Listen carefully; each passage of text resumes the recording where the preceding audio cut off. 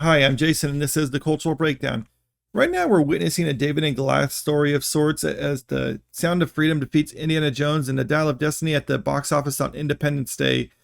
So, for people who don't know, Sound of Freedom is a low budget movie about a government agent who quits his job and becomes an anti child trafficker.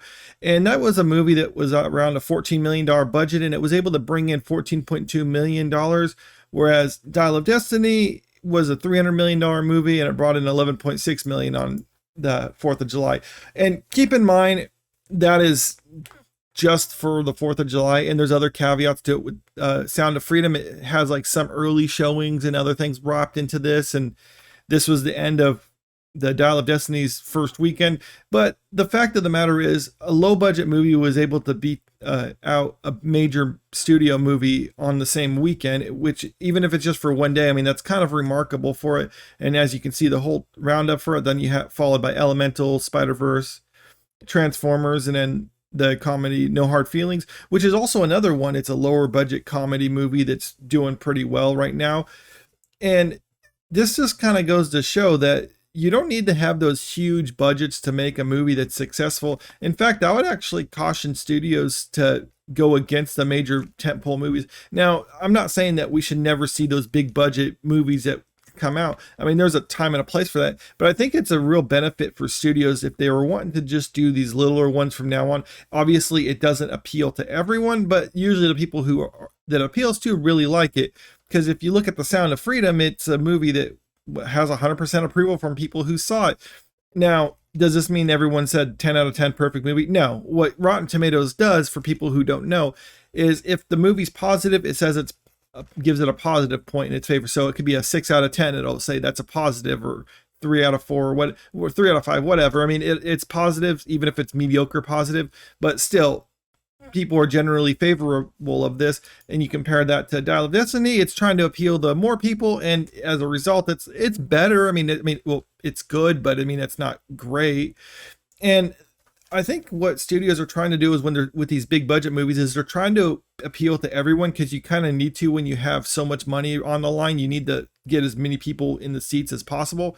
Whereas a littler movie like Sound of Freedom doesn't have to appeal to everyone, so they can focus on what type of target audience that they want to market to, and just focus on making something that. So as a result, you get a movie that's, some people might absolutely hate it, and most audiences don't really care for it, but the ones who do like it really love it. And I think there's something to it with that, and it would be beneficial for studios to do it, because movies like this can actually pay pretty well. In fact, some of the most profitable movies of all time were low budget movies like this. And by profitable, I don't mean like dollar for dollar how much they made, but like how much they made in comparison to how much they spent making it. Because anyone who knows anything about investing, you're not looking for those big investments where it's like, oh, I spend $100 on a company this week, and then next week it'll be worth $1 million. That's not realistic. That really doesn't happen. That's essentially gambling if you're doing that.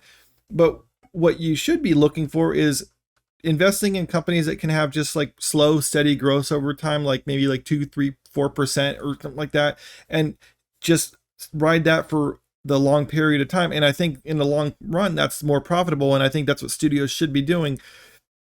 Coincidentally, with this though, Disney actually had the rights to distribute this at one point. Let me see. Let's scroll down in the article here.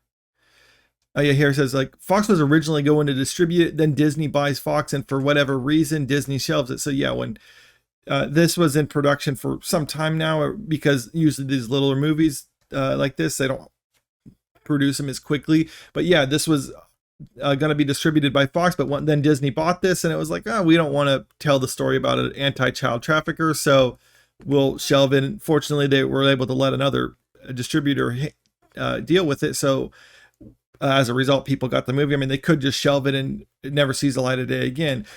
But it does go to show, like, Disney really isn't trying to focus on a lot of these littler ones right now. They're just trying to focus on these big tentpole movies. And I think that is to their detriment, especially if you look at their box office over the last year. I mean, they're pretty much going to be like down $1 billion at the box office. So little ones like this, even though it's not going to bring a ton, I mean, if you spread that out, instead of having $100 million movie, have $10 million movies and sprinkle them out at more limited showings and targeted showings and stuff like that. And I think it'll pay off in the long run. At least that's what I think. Let me know what you think about all this in the comments. Did you see Sound of Freedom or Dial of Destiny? What do you think about them?